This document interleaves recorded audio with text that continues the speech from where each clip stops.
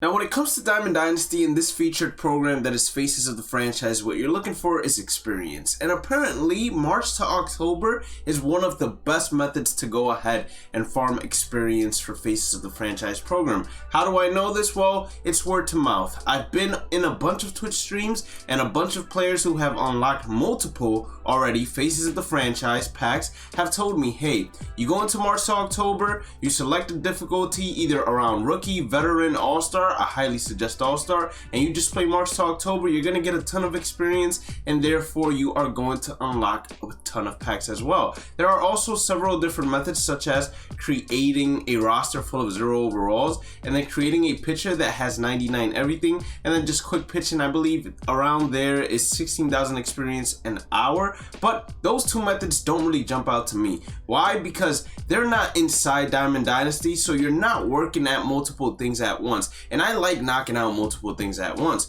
So let's talk about how we can do that in Diamond Dynasty and get ourselves a ton of experience as well, and just move along the chain as fast as possible. So the first thing we're gonna do is go into the daily moment section. Once you complete this daily moment, I would highly suggest, to make it even quicker, walking the first hitter by pressing L1 and circle simultaneously, and then going ahead and getting the strikeouts. And every inning that's fresh, walk the first hitter and get the strikeouts. That's going to be 1,000 experience. Next, we're going to focus on doing this collection right here. So we need to get ourselves All-Star Babe Ruth. All-Star Babe Ruth, in order for us to get him, we need to go ahead and do the starter program. In the starter program, you will see there are a ton of missions, and we need to play mini seasons, and we also need to do moments, and we also need to do 3 out of the 4 collections, or you can do all 4 collections, and in return, you go ahead and miss out on a moment that equals 3, or a mission that equals 3 program points, and you will get the 40 and unlock Babe Ruth.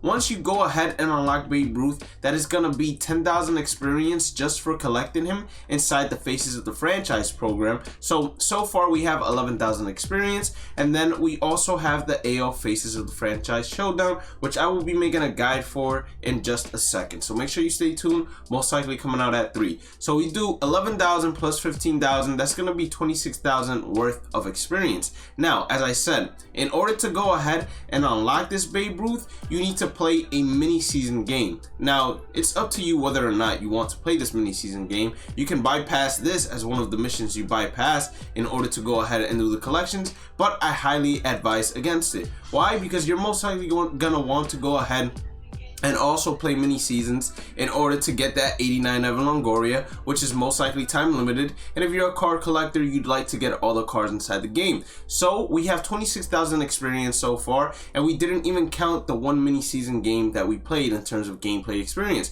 So this is what I highly suggest. I highly suggest, until you get 30,000, to just continue on playing mini seasons. You'll be able to have this Babe Ruth inside your lineup and a ton of other golds and diamonds that you have gotten from the pre-order packs. So we have just gotten 30,000 experience total. What happens at 30,000 experience? At 30,000 experience, you get this pack right here called Flashbacks and Legends, and it's 2 choice packs. Now, surprisingly to me, you're not only picking 2 golds. Each pack, you are allowed to pick 3 golds. You get 5 golds per round, and in total, you will have 6 golds. Where do these 6 golds come into play?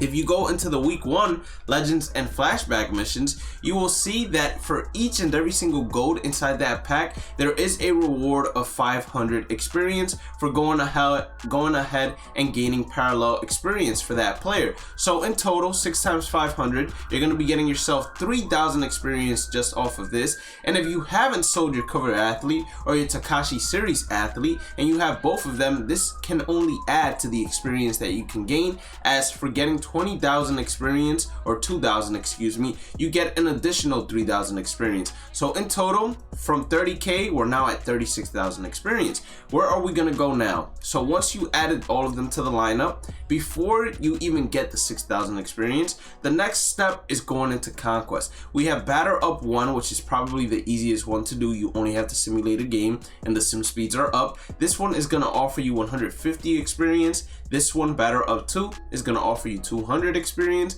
Batter Up 3 it's gonna offer you 300 experience, and then the mystery map in total, it's gonna offer you 550 experience. And this is not even taking into account the stronghold games that you are forced to play, or the Steel Fans Phase games that you are forced to play. So I'm saying 36,000 experience roughly, but it's going to be quite a bit more than that as well. And then last but not least, you're gonna be hopping on over into the Nation of Baseball conquest map. I already did the math, and in terms of goals in total, there is 7,400 experience for you to go ahead and obtain. But considering you're most likely going to play 30 stronghold games, you're going to be getting a ton more experience than that. And hopefully, as you are continuing to play, you are able to unlock the next gold flashbacks and legends pack, and then get yourself another 3,000 worth of experience to continue adding to it. And after you finish the conquest map, after you go ahead and finish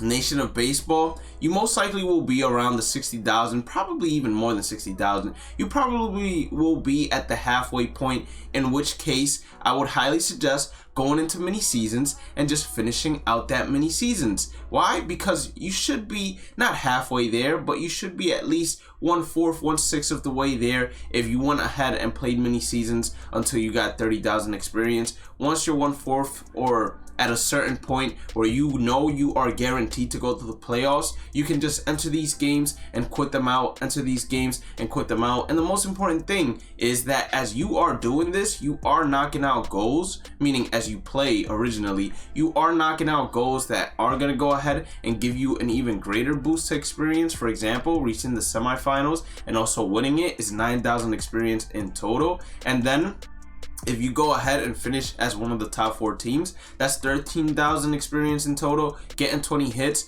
14,500, and then you go ahead and hit 10 home runs with All-Star Series players, which if you're wondering how to get All-Star Series players, well, that Babe Ruth that we had gotten a little bit earlier, he's going to be an All-Star Series player. As you go ahead and pick these flashbacks and legends, like I always say, you want to make sure you take out a notebook, you take out your spreadsheet, you take out your notepad, and you see what the missions are in certain categories in order to go ahead and be working towards something or multiple things at once. So from this flashback and legends, you're going to want to go ahead and see, okay, which players are All-Star Series? We have Jason Castro, we have Jim Edmonds, and we have Michael Young. Those are 3 players I 100% want to have on this team before I go ahead and complete the entire mini season, because I want to hit 10 home runs with All-Star players. That's going to go ahead and give you 3,000 experience. You need flashback or legend pitchers in order to get strikeouts. All of those pitchers that are inside those packs are already flashback or legend pitchers. So that's another 3,000 experience that you're going to be getting. In a single season, you need to beat at least 5 different teams. Well, within the first 10 games, you're going to, well, not the first 10 games actually, but at some point, you're going to face 5 different teams. You can go ahead, if you know for sure you're going to play it on rookie difficulty and most likely win every single game on rookie difficulty, you can decide, okay, I'll face the first 6 teams in order to go 6-0, and then I'll play one of these and then quit out of this one. I'll play this one, quit out of this one, I'll play this one, quit out of this one, and then just do it until you face 5 different teams.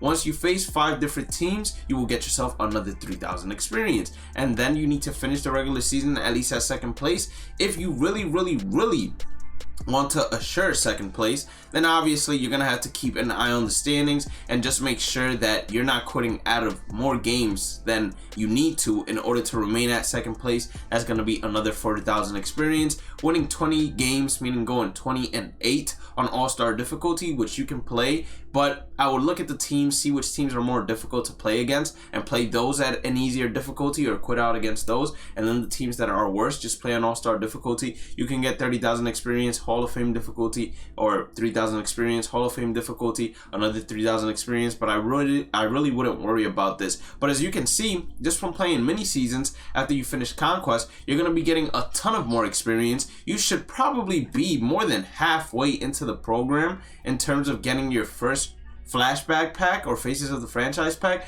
I'd say you even have already gotten this pack already and are probably working your way towards getting the choice packs. But to me, this is the best method that you can go ahead and just knock out this program while playing Diamond Dynasty and working towards multiple things at once, not just going ahead and playing a game mode that is not entirely connected to Diamond Dynasty and leaving you, while you're wasting time playing this game mode gaining experience, leaving you with a lot of unwanted requirements that are offline for Diamond Dynasty as well.